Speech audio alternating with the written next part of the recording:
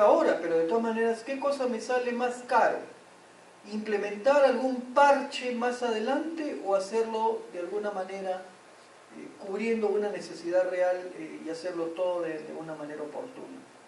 Probablemente haciéndolo todo de una manera oportuna.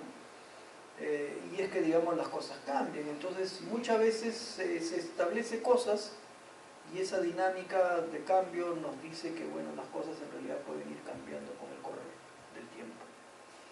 Bueno, este plan intermodal tiene como pueden ver, una primera parte que hace un análisis de la oferta de transporte, o sea, un análisis digamos, de la situación, ¿no? De la oferta existente en transporte carretero, ferroviario, en puertos marítimos y fluviales, transporte aéreo, o sea, todo lo que es pues el campo de transporte, ¿no? Analizando la situación financiera, las limitaciones institucionales y, digamos, incluso involucrando el tema ambiental. Entonces es un poco saber cómo se está. Bueno, cómo se estaba en aquel año en el que, digamos, se desarrolló este proyecto, este estudio, ¿no? Parte 2, análisis de la demanda de transporte, ¿no? Análisis de la demanda y determinar proyecciones de la demanda.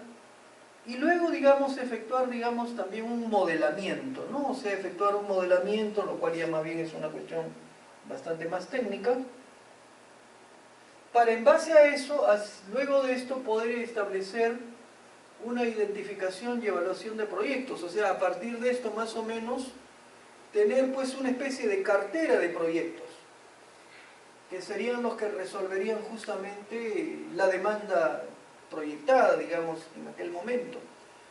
Y con esta identificación y evaluación de proyectos, tener más o menos una cierta priorización de qué cosa es lo que se debería de hacer en los diferentes rubros, ¿no? ¿Qué cosa es lo que se debería de hacer en lo que es proyectos de carreteras, de ferrocarriles, de puertos, de aeropuertos, ¿no? Y arribar a esos paquetes de proyectos para luego efectuar una evaluación económica de los mismos, ¿no? Y por lo tanto establecer la factibilidad, viendo aspectos económicos, aspectos técnicos, aspectos sociales, ¿no? Y eventualmente, pues, basado todo en este modelamiento al cual se ha hecho hincapié. ¿Cuál es la demanda? ¿Cómo modelamos esto? ¿Y cuáles podrían ser los posibles proyectos? ¿No? Pero digamos, esos posibles proyectos, lo que tengo es un listado, entonces ¿qué cosa es lo que viene luego? Simplemente ya un ordenamiento para poder tenerlo a nivel de un plan, ¿no? Y entonces eso es lo que viene acá. Parte 5, formulación del plan intermodal de transportes, ¿no? Entonces ahí está, análisis de las fuentes de financiamiento, propuesta del programa decenal de inversión, la evaluación económica detallada ya de los proyectos seleccionados, porque en la parte 4 se identificó todo un listado de proyectos, pero no voy a hacer todos, pues, o sea, los tengo que evaluar, los tengo que priorizar, tengo que seleccionar algunos para luego ya esos son los que ingresan en el plan intermodal. Evaluación económica detallada de los proyectos seleccionados y recomendaciones para mejorar la eficiencia del sistema de transporte. Mecanismos de seguimiento y base de datos y plan a largo plazo. Entonces, bueno, este fue el plan. Un plan que creo, digamos, desde su concepción, muy bien concebido, muy interesante, porque creo que sigue los pasos que se tiene que seguir. ¿Y cuáles son estos? Primero, analizo la situación actual, establezco la problemática. Por otro lado, analizo muy cuidadosamente cuál es la demanda, porque en base a eso tengo una evaluación de las necesidades, no del día de hoy, sino proyectado, digamos, en el horizonte futuro. Y luego de eso, en base a eso, hago modelamientos para poder justamente arribar a ciertas propuestas, ciertos planteamientos. Tengo una identificación luego de los proyectos, un listado de proyectos, supuestamente para atender todas estas demandas ya determinadas, pero esos proyectos no voy a hacerlos todos, entonces de alguna manera tengo que efectuar un análisis y una priorización. Y los proyectos priorizados, los proyectos más significativos, los proyectos de mayor impacto, los más relevantes, ¿cuáles son? ¿Qué son? los que se incorporan en el plan.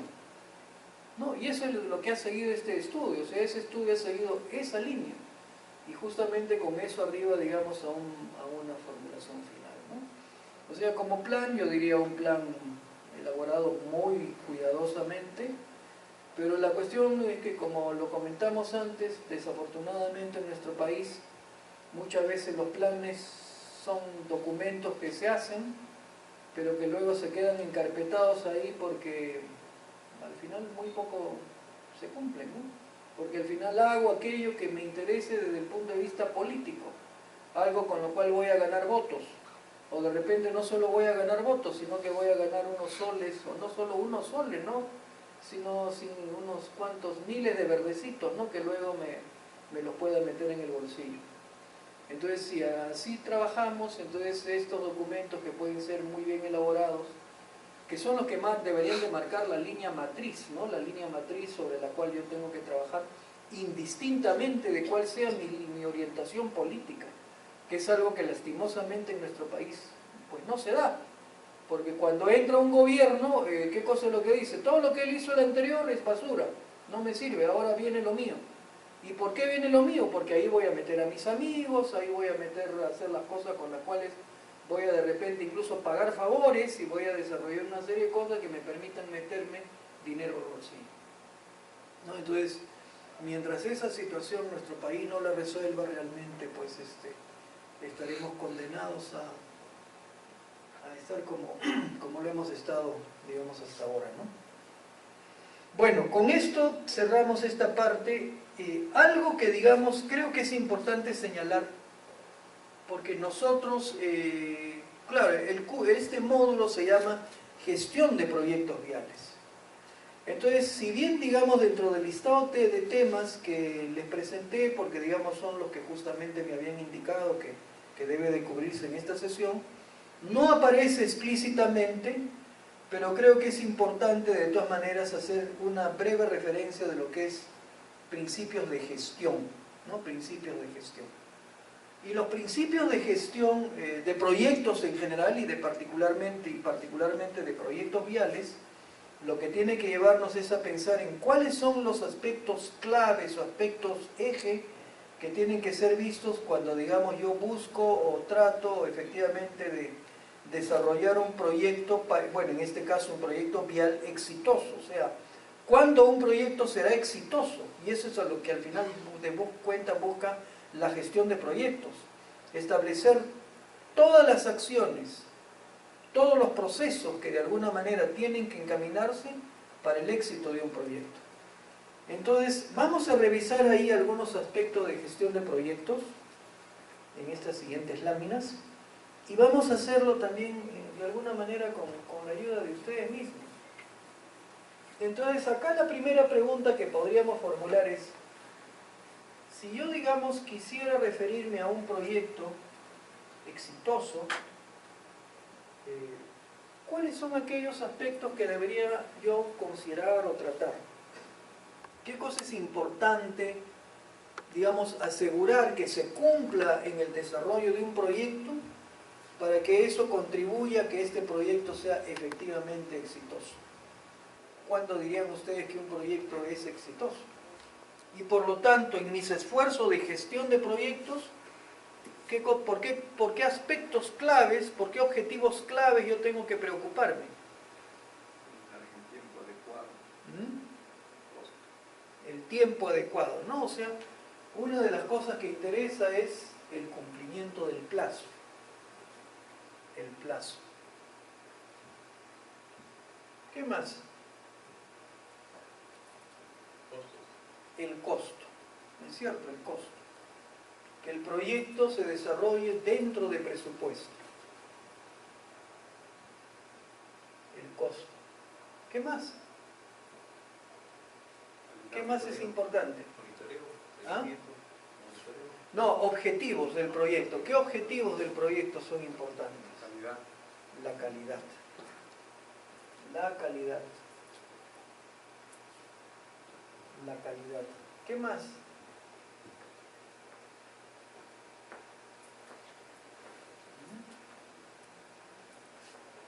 ¿Qué más será importante?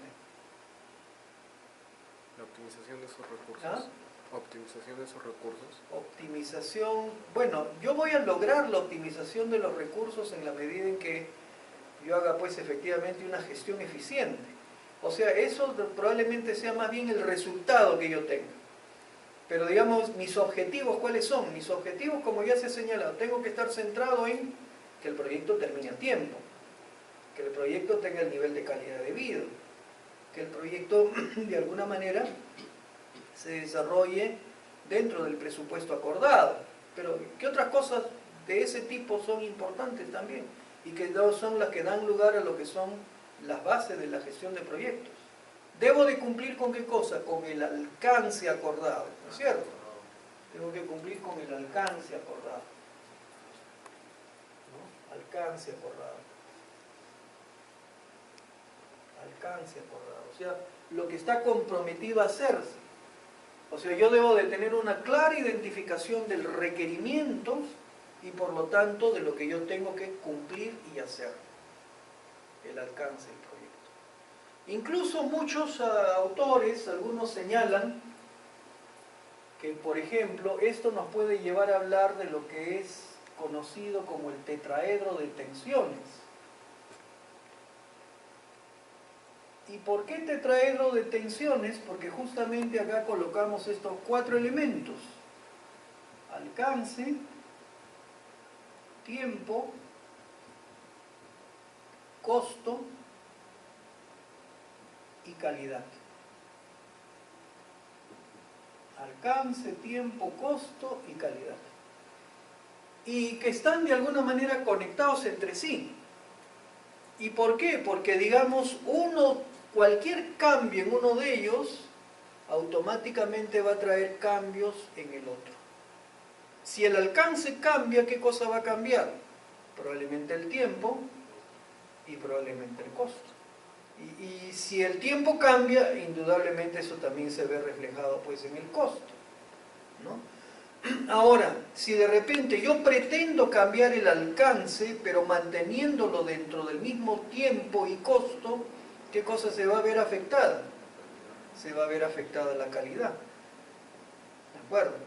Entonces, bueno, acá por ejemplo tienen ustedes identificados 4 objetivos o lo que se llama también áreas de conocimiento de la gestión de proyectos, que digamos es importante ver en cualquier tipo de proyecto. Y digamos no solamente en proyectos viales, sino en cualquier tipo de proyecto. Pero para completar esta lista, ¿qué otras áreas de conocimiento o qué otros objetivos nos interesaría? ¿Alguien identifica otros? Digamos que a ustedes les encomendaran, ¿no? Digamos que ustedes, bueno, ahora están siguiendo este programa acá, que es un diplomado, creo, ¿no?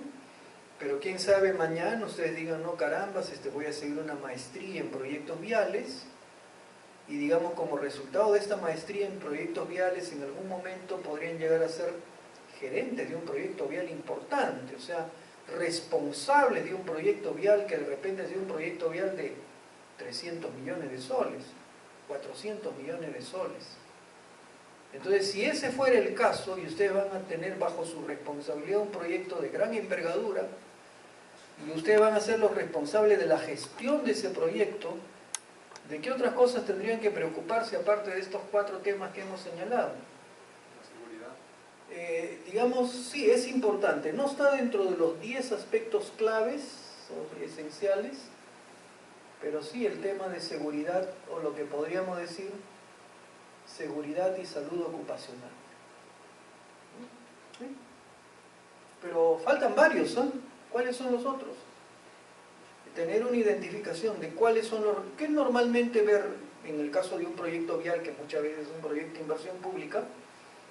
Digamos, ver qué es lo que se señalan los términos de referencia. Y si los términos de referencia me dicen hay que hacer esto, tengo que cumplir con eso. O sea, con cada uno de los puntos. La funcionalidad del resultado. ¿Perdón? La funcionalidad del resultado, la operación. ¿A eso a qué te estás refiriendo? ¿Con lo que tiene que ver con los aspectos de gestión? ¿Sí? No. Ya tengo un producto entregable, tengo Ya. que hacer la evaluación de post-construcción, del sistema. Bueno, claro, siempre eso es importante, ¿no? La parte post, de evaluación post. Pero digamos, en lo que es gestión del proyecto, o sea, lo que dentro de los objetivos o digamos, áreas de conocimiento que se tienen, aparte de esta, bueno, menciono por ejemplo otra, riesgos, gestión de los riesgos. Gestión de comunicación. Gestión de las comunicaciones. Gestión de las comunicaciones. ¿Qué más? ¿Qué más? Gestión de los recursos. Incluso hasta la edición 5 del PMBOK se hablaba de gestión de los recursos humanos. Pero a partir de la 6ª edición del PMBOK, que ha salido el año anterior, ya no se habla de gestión de los recursos humanos, sino en general gestión de los recursos. Porque los recursos no solamente son humanos, lo que yo utilizo en un proyecto, ¿no? Sino que son recursos diversos, recursos humanos, equipos, maquinarias, en fin, diversos recursos, ¿no? Hasta financieros. ¿Qué más? Ahí tenemos 6. Gestión de planificación. No.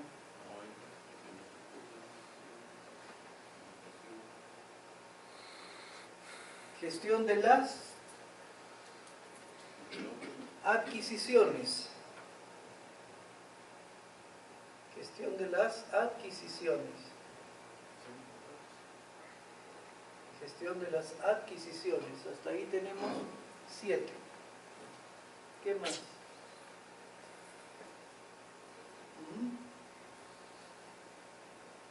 La proyección puede ser tomada como... No aparece como un área de conocimiento, ¿no? Hay una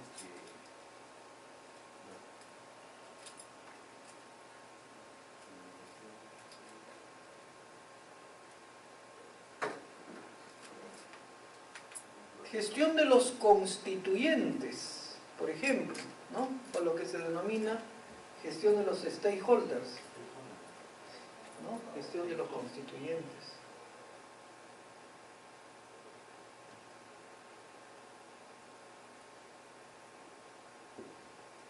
Importante, la gestión de los recursos, que ya lo dijimos, con eso tenemos 9.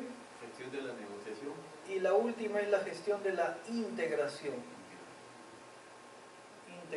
O sea, esto es las 10 áreas del conocimiento que establece el PMBOK. Esas son las 10 áreas de conocimiento que establece el PMBOK. Aparte de esto, incluso para obras civiles, el PMBOK también hace referencia a algo que ya se indicó, el tema de seguridad, el tema ambiental, la gestión ambiental, la gestión financiera y la gestión de los reclamos. La gestión de los reclamos, ¿no? Entonces, esas son propias de lo que es, repito, la industria de la construcción. Las otras son áreas de conocimiento que, por ejemplo, el PMBOK lo establece o lo plantea en general, ¿no? Lo plantea para cualquier tipo de proyecto, ¿no? Y particularmente lo podríamos acoger para el caso de un proyecto vial. Entonces, esto, repito, son las 10 áreas de conocimiento que son, digamos, las bases de la gestión de proyectos, ¿no? Bueno, eso es interesante conocer porque, digamos, si ustedes fueran a convertirse en especialistas en gestión de proyectos, lo que tienen que ver es que esto es lo importante gestionar y tendrían que darse cuenta que en nuestro país deberían haber muchísimos cambios para poder agilizar la forma como se desarrollan proyectos. Incluso la forma como se contratan los proyectos, las modalidades de ejecución, etc. O sea, hay mucho por cambiar y por modernizar en ese tema. Entonces, esto es interesante considerar, y acá dentro de estas láminas digamos, sí, se ha señalado algunas características en el principio de la industria de la construcción, lo cual es, digamos, igualmente válido para proyectos viales en general o en particular. Como dice, ¿no? A través de la construcción se satisfacen las necesidades de infraestructura y vivienda, eso lo sabemos. La construcción demanda importantes recursos públicos y privados para la ejecución de obras. De hecho, todo lo que tiene que ver con infraestructura nacional demanda pues una cantidad importante. La mayor parte de las inversiones del Estado van en ese rubro. Constituye una fuente importante de trabajo, usa mano de obra de manera intensiva y es una fuente de actividad indirecta también en un determinado lugar, ¿no? Sin embargo, la industria de la construcción en general, y bueno, particularmente bien en nuestro medio, ha tenido pues avances muy poco significativos incluso en las últimas décadas. Si nosotros hablamos de la ingeniería civil particularmente, podríamos preguntarnos qué cosa ha cambiado en los últimos 40 años, ¿no? O sea, yo puedo simplemente comentarles algo. Yo he estudiado la carrera Ingeniería Civil, estudié en la Universidad Católica. ¿Hace cuánto? Hace 40 años, más de 40 años, ¿no? Porque digamos, yo estudié en la década del 70. Ahora, ¿qué cursos llevé en aquella época, digamos, en la década del 70 en la Universidad Católica? Los mismos cursos que probablemente se estudian ahora, o sea, un curso de estructuras 1, de estructura 2, de concreto 1, de concreto 2, de antisísmico. Entonces, ¿eso qué cosa nos dice? Que, digamos, lo que yo llevé hace 40 y tantos años, prácticamente lo mismo que de repente un estudiante o un joven profesional que recién ha egresado ha llevado en su formación universitaria. Entonces la pregunta será, ¿y eso estará bien? ¿Esto es que, digamos, la ingeniería es eso y nada ha cambiado? En realidad muchas cosas han cambiado, muchísimas cosas han cambiado. Y eso debería de llevar a que, digamos, las mallas curriculares, las estructuras curriculares se modernicen, ¿no? Cosa que lastimosamente no sucede en muchas instituciones. Bueno, ¿qué cosa es lo que caracteriza a la industria de la construcción, ¿no? Como dice, curva de aprendizaje limitado, la continua movilización del personal, debido a que el personal trabaja pues por proyectos, están vinculados a un proyecto, termina el proyecto, esa gente tiene que emigrar o ir a otro proyecto y es un empezar de nuevo de repente en un otro nuevo empeño, en un otro nuevo proyecto que se tenga. Sensitividad al clima y al entorno natural, lo cual, por ejemplo, en el caso de proyectos viales en particular, tiene una influencia muy grande. Presión de trabajo por el cumplimiento ajustado de plazos, normalmente siempre vamos a estar contra el tiempo. Y eso es algo que incluso tiene que ver hasta con el comportamiento humano más que con el tiempo disponible, y más incluso hasta con nuestra propia idiosincrasia, en la cual simplemente siempre todo lo dejamos ¿para cuándo? Para el final, para el último día, por lo cual siempre estamos a la carrera.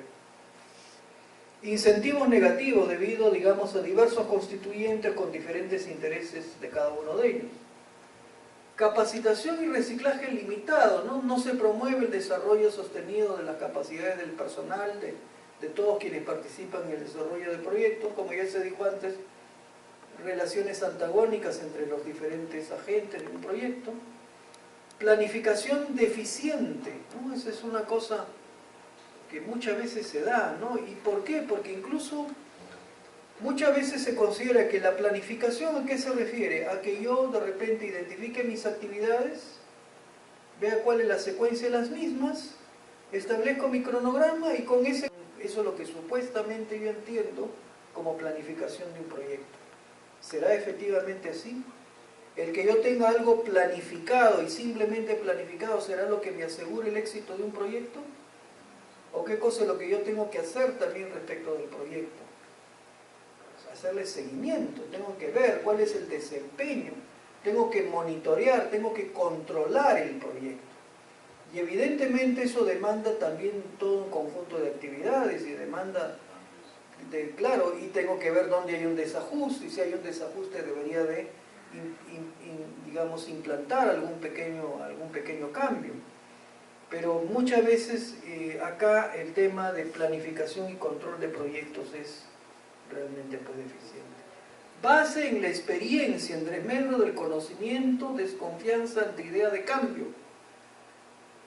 Estos tres temas que se señalan acá tienen que ver justamente con el tema de innovación, ¿no? No se realizan esfuerzos serios de investigación y desarrollo orientados a mejorar los procesos de construcción.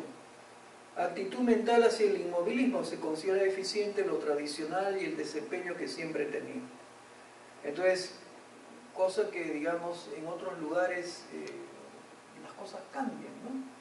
Acá probablemente, incluso si nos referimos a proyectos viales, la forma en que se ejecutan los proyectos viales son las formas de repente tradicionales, aquellas con las cuales normalmente se ha desarrollado, construido carreteras. Sin embargo, eso no habrá cambiado, no habrá nuevas técnicas, no habrá nueva forma de hacer las cosas. ¿Cómo es que en otros lugares los proyectos pueden, digamos, desarrollarse en plazos tan cortos? Y cómo, digamos, en nuestro país más bien eso no es así. No sé si acá funciona el internet. ¿Funcionó el internet? Creo que no hay. No hay internet. Para mostrarles un video que es muy interesante sobre, digamos, la forma tan eficiente y tan rápida, tan precisa, mediante la cual se desarrollan obras en otros lugares en comparación a lo que ocurre acá en el país, ¿no? Y mucho de eso tiene que ver con todo esto, la forma tradicional de trabajo y el estar simplemente resistirnos a lo que es, digamos, las nuevas tendencias, ¿no? Sea porque no las conocemos, sea porque no nos interesa, sea porque simplemente no manejamos de un enfoque tradicional. Bueno, cuando hablamos de un proyecto, acá podemos pasar estas láminas que son definiciones más que nada formales, pero de repente sí podemos detenernos acá, porque esto es lo que básicamente caracteriza a un proyecto. Y si ustedes tuvieran que describirlo, entonces, ¿cómo describirían lo que es un proyecto? ¿Qué es un proyecto? A partir del gráfico que tienen ahí.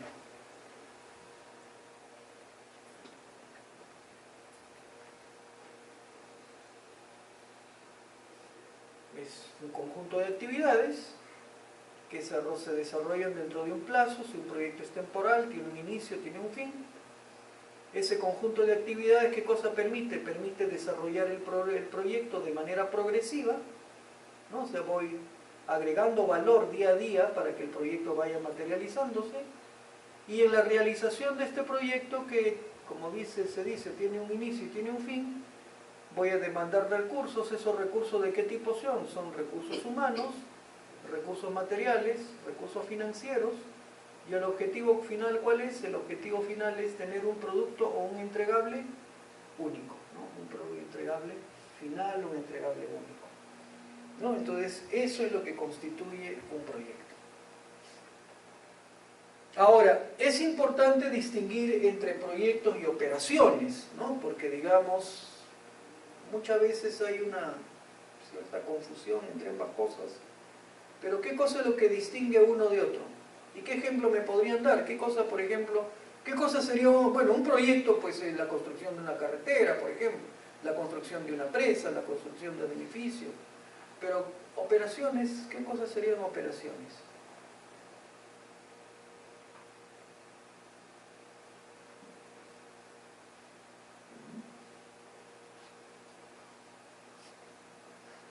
¿Cuál es la diferencia entre uno y otro? Porque incluso si ustedes ven, por ejemplo, hay algunas instituciones, algunos centros de especialización, de escuelas de posgrado, ofrecen hasta programas, ¿no? Dicen maestría en operaciones. ¿Y a qué se refieren las operaciones?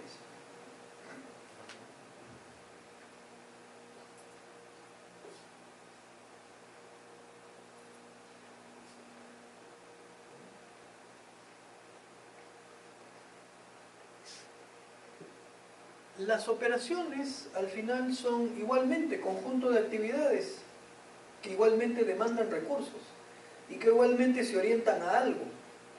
Pero la principal diferencia que hay entre operaciones y proyectos es que cuando una operación concluye, el ciclo de una operación concluye, inmediatamente vuelve a empezar. Mientras que en el caso de un proyecto, ¿qué cosa es lo que sucede? Termina el proyecto y termina. Por ejemplo, si yo hablo de una empresa como LATAM, transporte aéreo, día a día, ¿qué cosa es lo que hace LATAM? Operaciones. Porque día a día, ¿qué cosa es lo que hace? Todo lo que está relacionado con el tema del transporte aéreo, ¿no? Si hablo de Alicorp, ¿qué cosa desarrolla? ¿Proyectos o operaciones? Operaciones, ¿no? Alicorp, como saben, ¿no? Productos alimenticios, una serie de cosas. Día a día, ¿qué cosa es lo que hace? Eso, pues, ¿no? Si hablo de repente de Toyota, ¿no? Empresa automotriz, ¿no? Toyota, por ejemplo, en Japón, que tiene sus grandes plantas de ensamblaje automotriz. Día a día ahí, ¿qué cosas se hacen? Proyectos, operaciones. Operaciones, ¿no? Entonces esto es la principal diferencia que hay entre uno y otro. Ahora, lo que se busca en muchos casos incluso es que al final en proyectos sobre todo que son de largo aliento y donde de repente yo voy a tener actividades que día a día las voy a tener que ir repitiendo, ¿qué cosa es lo que se busca? Que los criterios y los principios utilizados en operaciones puedan ser trasladados y puedan ser de alguna manera plasmados en el desarrollo de proyectos, ¿no? Entonces, y por eso es que, digamos, muchos de los conceptos que en algunos aspectos lo maneja la ingeniería industrial, y donde la ingeniería industrial más, yo diría, se orienta justamente a lo que es la eficiencia en las operaciones, pero hay muchos conceptos de la ingeniería industrial que han sido de alguna manera tomados y que han sido adaptados para el caso de la construcción, ¿no? ¿En qué? En el propósito de lograr justamente esa eficiencia que de alguna manera se logra en la industria, en lo que es la gestión de operaciones.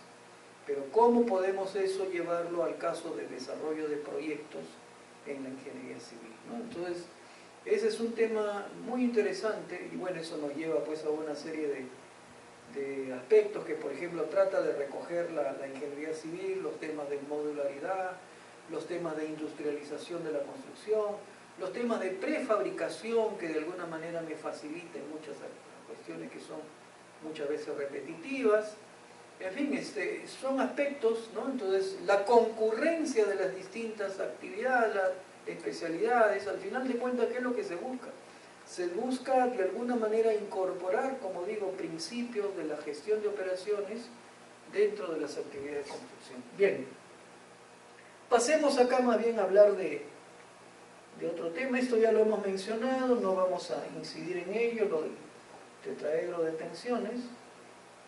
Más bien sí, sería importante hacer hincapié en esto porque es algo que también es muy importante. Y creo que es importante, aunque esto no nos lleva a fórmulas o a conceptos o a cosas de aplicación de matemática, de ciertos cálculos, pero es importante ver, ¿no? O sea, ustedes están, por ejemplo, ahora siguiendo un programa de diplomado, ¿no? Un diplomado, ¿el diplomado cómo se llama?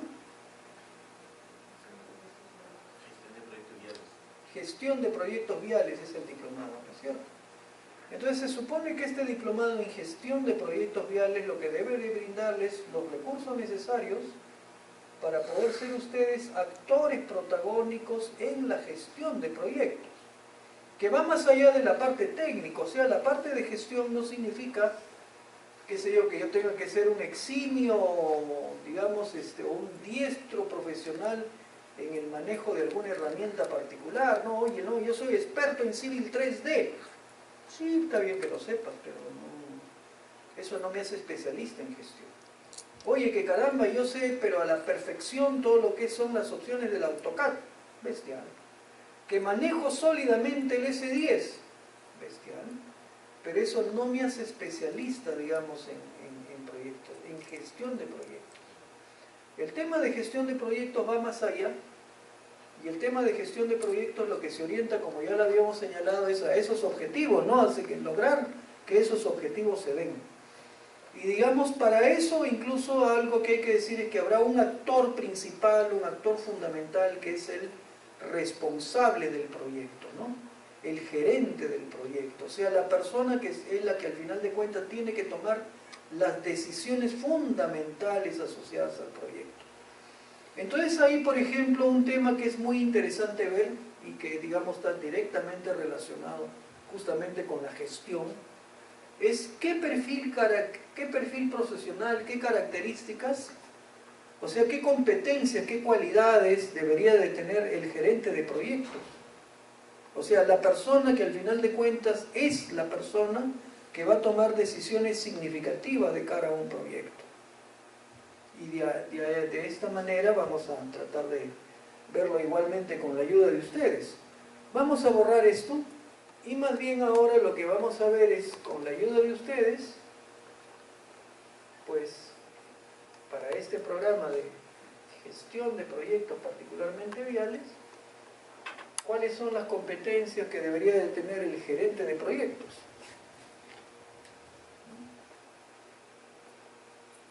Entonces, acá, repito, nos estamos refiriendo al gerente de proyectos.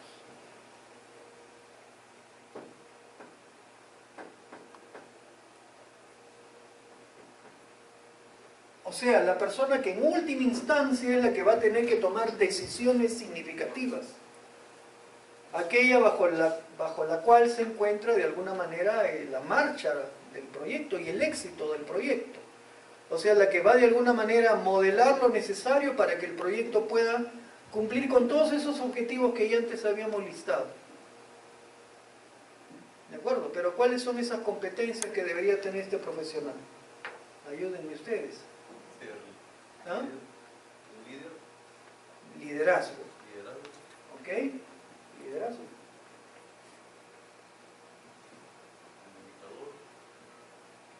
Liderazgo. Capacidad de comunicación.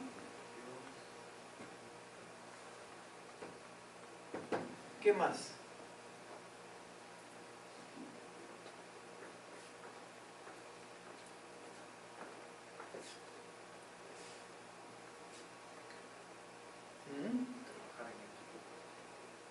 Una persona que fomente el trabajo en equipo.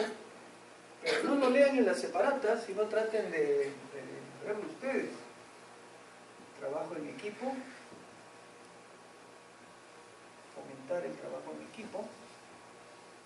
Ahí está dentro, es motivar al equipo. Está ahí.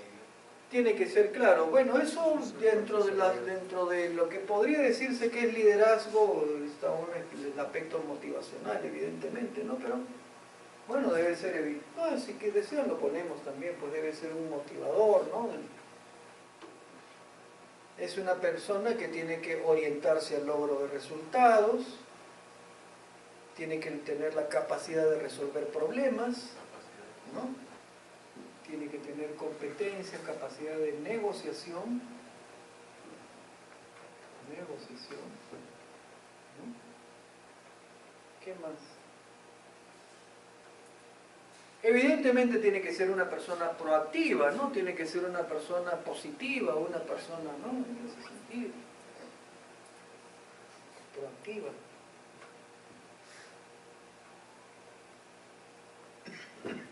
Si es una persona que fomente el trabajo en equipo, entonces ¿qué cosa es lo que también tiene que generar? Tiene que generar lo que se denomina empoderamiento. O sea, ¿y eso qué significa? Que yo te encargo, yo delego en ti, yo confío en ti, ¿no? Entonces eso es empoderamiento, ¿no? Entonces, o empowerment, como lo señalan algunos. Empoderamiento. Pero aparte de empoderamiento, no solamente tengo que dejar ahí al grupo para que ellos vean cómo se las ingenian, sino que yo tengo que ser un guía, o sea, tengo que hablar de competencias de coaching. O sea, tengo que también igualmente ser un guía, un acompañante, ¿no? O sea, orientar a los equipos, guiarlos, darles soporte, ¿no? ¿Qué más? Tiene que ser una persona también congruente, una persona en donde sus palabras ¿con qué coinciden? Coinciden con sus actos, con sus acciones, ¿no? Tiene que ser una persona que se caracterice por la congruencia. Tiene que ser una persona con una visión amplia, visión sistémica, con una visión holística, ¿no? Entonces tiene que ser una persona con una visión holística. Tendrá que ser una persona de alguna manera perseverante, ¿no? Tiene que ser una característica, ¿no? La perseverancia, digamos, una persona muy sólida en ese aspecto, ¿no? Perseverancia. Perseverancia. Bueno, y así por el estilo. Acá, ¿cuánto hemos listado con la ayuda de ustedes?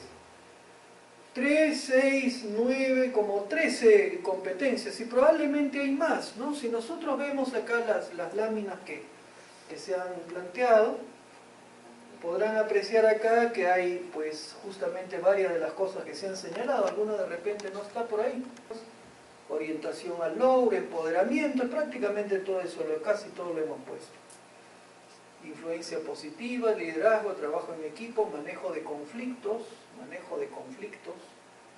por ejemplo, manejo de conflictos no lo habíamos indicado, pero es importante.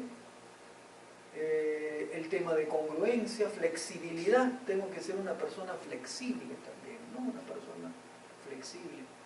Entonces, se dan cuenta de cuáles son, digamos, todas las competencias que debe de tener un profesional que de alguna manera quiere ser pues un líder, o sea, una persona que efectivamente sea la responsable de lo que es la gestión de un proyecto particularmente, por ejemplo, de un proyecto vial significativo, ¿no?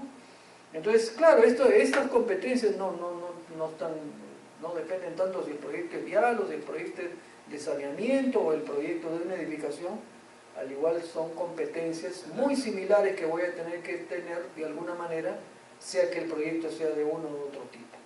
Pero digamos, si ustedes están de alguna manera embarcados en un tema que les interesa, que es la gestión de proyectos, lo que tienen que reconocer es esto, la importancia que debe tener un líder en la gestión de proyectos, ¿no? Que en este caso es el responsable último del proyecto, el gerente de proyectos.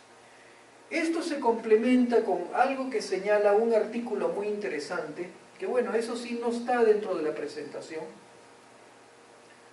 pero digamos, es un artículo que fue escrito hace algún tiempo,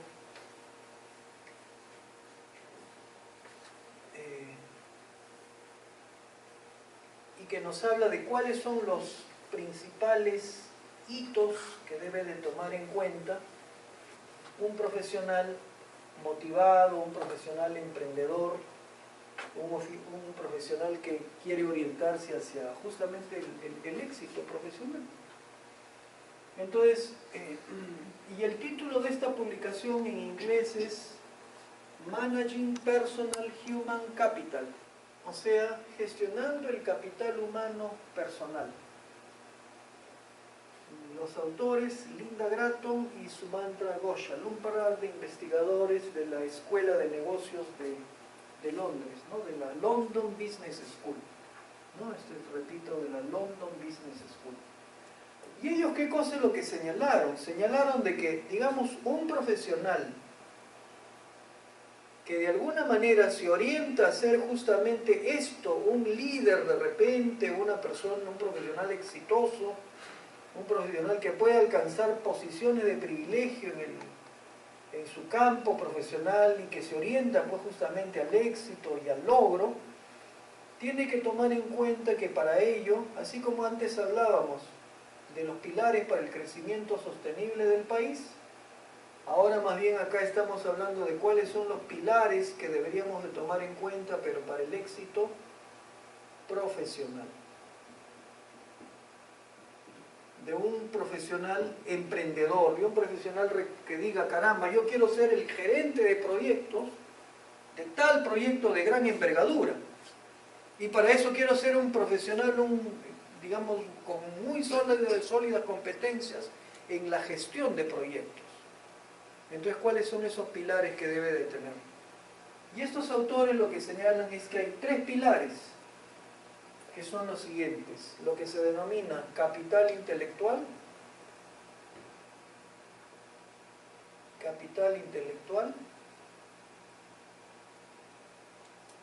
capital social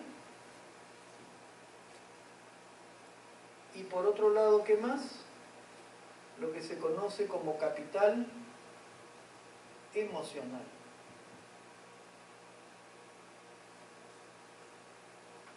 Capital emocional. Capital intelectual, capital social, capital emocional. O sea, 3 pilares o 3 bases fundamentales. Muchas veces a nosotros, ¿cuál es la que más nos preocupa? La intelectual, saber más. Y digamos, ¿eso será suficiente? ¿Eso será lo que nos garantice el éxito? No. Porque digamos, como refieren estos autores, algo muy importante que yo además reconozca. La importancia que tiene, por ejemplo, el que yo sea una persona que pueda desenvolverme dentro de un grupo humano, que tenga una red de contactos, una red social lo más sólida, lo más amplia, lo más diversificada, digamos, ampliamente, a una empresa, digamos una empresa importante que está haciendo una selección de profesionales para integrarlos a su planta estable, o sea, una empresa importante que de alguna manera va a efectuar un proceso de selección para poder incorporar a jóvenes profesionales que ya se incorporen permanentemente a la plana estable de la empresa. Esa empresa, ¿por qué cosa se preocupará más? ¿Por la parte intelectual, por la parte social o la parte emocional? O sea, si ustedes se presentan a una empresa X, no sé, pues acá, digamos que yo quisiera entrar, incluso acá dentro de las empresas del medio, ¿no? A trabajar a JJC, por ejemplo, ¿no? O quiero entrar a trabajar a Obrainse, o bueno, quiero entrar a trabajar a Graña y Montero, para hablar de todas maneras de las empresas grandes, ¿no? Empresas que, bueno, lastimosamente están salpicadas por los temas de corrupción, pero son empresas grandes. Pero esas empresas, cuando por ejemplo incorporan un profesional a sus filas, le dirán, oye, ¿sabes qué? Siéntate acá para resolverme esta estructura hiperestática. No, porque probablemente la selección en base a qué se hace. Más que nada a una entrevista y una prueba que probablemente más aún, ¿quién le encamina? Le encamina probablemente un psicólogo o una psicóloga. Y entonces ahí en esa evaluación, ¿qué cosa es lo que se está dándole más preponderancia? ¿A la parte intelectual o a la parte social y emocional? A la parte social y emocional, ¿no? Entonces eso es algo que ustedes deben de reconocer como algo muy importante. O sea, nadie dice que la parte intelectual no sea necesaria, evidentemente tengo que tener cierta competencia técnica, ciertamente es así. Pero digamos, igualmente importante es la parte social y la parte emocional. Entonces eso es algo necesario a ver y es lo que tiene que exhibir sobre todo un gerente de proyectos. Un gerente de proyectos tiene que ser una persona segura, una persona solvente, una persona con un elevado nivel de autoestima, con un elevado nivel de autoconfianza, una persona, digamos, capaz de tomar decisiones, una persona pues capaz de trabajar bajo estrés, bajo presión, porque va a tener que trabajar bajo presión. Entonces una persona que tiene que tener una solidez emocional bastante grande, ¿no? Bien, eso entonces para referirnos pues a las competencias requeridas del gerente de proyectos. Si continuamos hablando, digamos, de esta parte genérica de lo que es, digamos, gestión de proyectos, indistintamente de que se trate pues de proyectos viales o de cualquier otro tipo de proyecto, también una cosa que creo que es importante que ustedes reconozcan es que para la gestión de proyectos no hay la metodología, ¿no? La única escuela, la única metodología. De repente acá en nuestro medio estamos nosotros mucho más cercanos o mucho más familiarizados ¿con qué? Con lo que son los planteamientos muchas veces de la escuela o de la tendencia americana, ¿no? Entonces, normalmente eso es, ¿no? Incluso muchas veces los estándares, normas que utilizamos son tomados de los estándares y normas americanos. O sea, hay mucha tendencia a, digamos, ligarnos a lo que es el mundo americano. Pero, digamos, y eso, por ejemplo, nos llevaría a decir, carambas, entonces, lo que es importante es lo que dice el PMI, el Project Management Institute, que es una institución americana. Sin embargo, una cosa que habría que señalar es que no es la única, y por lo tanto de las metodologías de gestión de proyectos no solamente deberíamos de referirnos a aquella metodología que proviene, por ejemplo, del PMI, sino reconocer otras, como es el caso, por ejemplo, acá que se señala de PRINCE2, Projects in Controlled Environments, proyectos en ambientes controlados. Otra metodología que es el método 1, 2, 3 para la gestión de proyectos. Por ejemplo, acá también tienen lo que es la norma europea, en este caso la UNE, ISO 21500, o lo que acá proviene de otra institución, como es la metodología de gestión de proyectos del estado de Michigan, ¿no? Y así, bueno, incluso podríamos hablar, creo que se encuentran láminas más adelante, lo que plantea, por ejemplo, el IPMA, ¿no? El IPMA, que es el International Project Management Association, ¿no? Entonces, hay diferentes escuelas, hay diferentes metodologías, y digamos lo que acá la recomendación sería, si ustedes en algún momento van a ocupar cargos que los lleve a lo que es la gestión de proyectos, tomen en cuenta que la metodología no es única. Hay diversas metodologías, hay diversos planteamientos, y cada uno va a tener alguna característica distintiva. Por ejemplo, cuando hablamos de PMI que al final de cuentas se expresa a través de lo que viene a ser el llamado PMBOK, ¿no? O sea, el libro, pues el Project Management Body of Knowledge, o sea, es el libro que de alguna manera habla del cuerpo de conocimientos de la gestión de proyectos, el PMBOK. Digamos, por ejemplo, el PMI se orienta más hacia lo que son los esfuerzos de planificación del proyecto. Mientras que PRINCE2, que es una metodología más bien europea, básicamente es una propuesta británica, se orienta más hacia el producto, hacia el resultado. Entonces son enfoques distintos, ¿no? No son enfoques similares. Claro, al final de cuentas el objetivo es el mismo, el éxito del proyecto, pero con, digamos, enfoques que pueden tener una cierta variación entre uno y otro. Ahora, en todos estos, digamos, métodos o planteamientos que hay, normalmente todo esto se estructura en grupos de procesos. ¿Y qué grupos de procesos se tienen? Se tienen grupos de procesos que están orientados a lo que es la parte de inicio del proyecto, grupos de procesos que están relacionados con lo que es la planificación del proyecto, grupos de procesos que tienen que ver con la ejecución del proyecto, otros que tienen que ver con el control o monitoreo y control del proyecto, y otros que tienen que ver más bien con el cierre del proyecto. Entonces normalmente esas, si se quiere, son las 5 fases que usualmente se consideran en la gestión de proyectos. Los procesos de inicio o grupos de procesos de inicio, procesos de planificación, procesos de ejecución, procesos de monitoreo y control, y por otro lado procesos de cierre.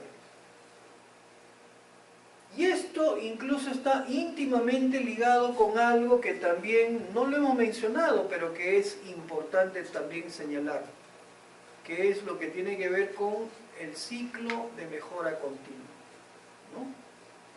Porque si nosotros hablamos de los esfuerzos, y bueno, y es que es al final de cuentas el eje de la gestión de la calidad, si nosotros hablamos de esto, y nos referimos particularmente a lo que es el ciclo de mejora continua, este ciclo se reconoce más o menos como algo así.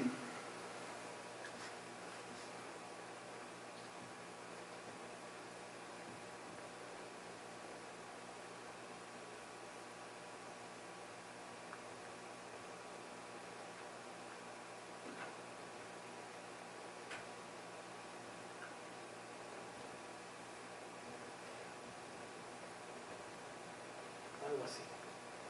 que también, bueno, ahí está más que nada con la nomenclatura en inglés, se le conoce como el ciclo PDCA. ¿P de qué? Planificación. ¿Do o D de qué? De do, de ejecución. ¿C de qué? De control o chequeo, ¿no? Chequeo. ¿Y A de qué? De actuar, tomar acción. Entonces, eso es lo que se conoce como el ciclo PDCA, Plan, Do, Check, Act, ¿no? Esto, repito, viene de esos términos. Plan, Do, Check y Act. Y es lo que de alguna manera lo tienen acá. Lo tienen acá.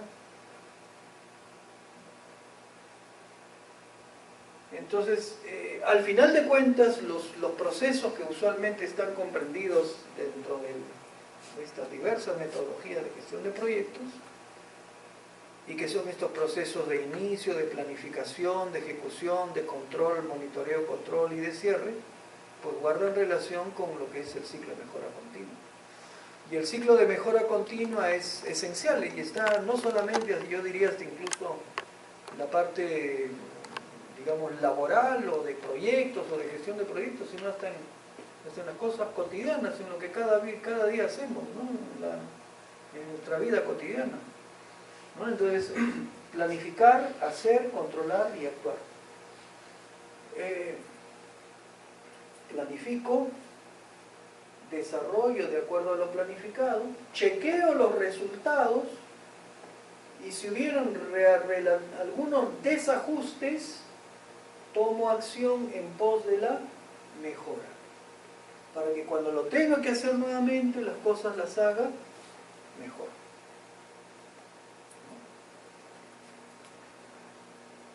Ahora, si nosotros vemos en particular una metodología, que es esta metodología, por ejemplo, de MPMM, y ahí tenemos los diferentes grupos de proceso, de inicio, de planificación, de ejecución, control y finalmente de cierre.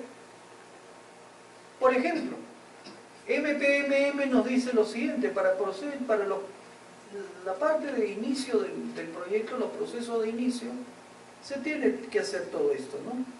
Desarrollar el caso de negocio, llevar a cabo el estudio de factibilidad, establecer los términos de referencia, establecer el equipo del proyecto, levantar o desarrollar la oficina del proyecto y desarrollar la fase de revisión.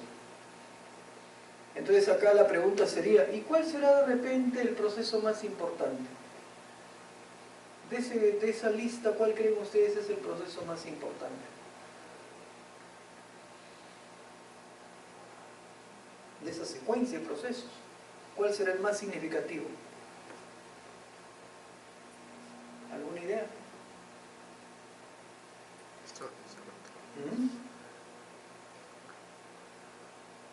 Probablemente tendríamos que referirnos a lo que es llevar a cabo el estudio de factibilidad.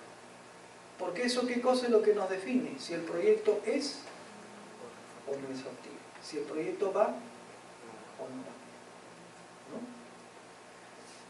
Y luego, digamos, en las fases, por ejemplo, de planificación, los procesos de planificación, acá pueden ver pues justamente una serie de áreas que son las que tienen que gestionarse eficientemente, y por lo menos de acuerdo a esta metodología se dice, ¿no? Crear el plan del proyecto, crear el plan de recursos, el plan financiero, el plan de calidad, el plan de riesgos, el plan de aceptación de los entregables, el plan de comunicaciones, el plan de procura, contratar los proveedores y redesarrollar la fase de revisión. Entonces acá se está viendo cuáles son aquellos aspectos clave que tienen que de alguna manera gestionarse. Igualmente lo pueden ver aquí en lo que es ya la fase de ejecución. ¿De qué tengo que preocuparme? Ya lo hemos dicho. ¿Qué cosa tengo que monitorear y controlar? Algunos aspectos claves, ¿no? ¿Cuáles son? El plazo, el tiempo, el costo, el presupuesto, la calidad, los riesgos gestionar adecuadamente los cambios que puedan haber y en fin otras áreas que son más o menos las que hemos señalado cuando nos hemos referido a las áreas de conocimiento de la gestión de proyectos, ¿no? Bueno, esto es más o menos en líneas generales la metodología MPMM, que como lo señala es una mixtura de lo que señala el PMBOK y de lo que señala PRINCE2.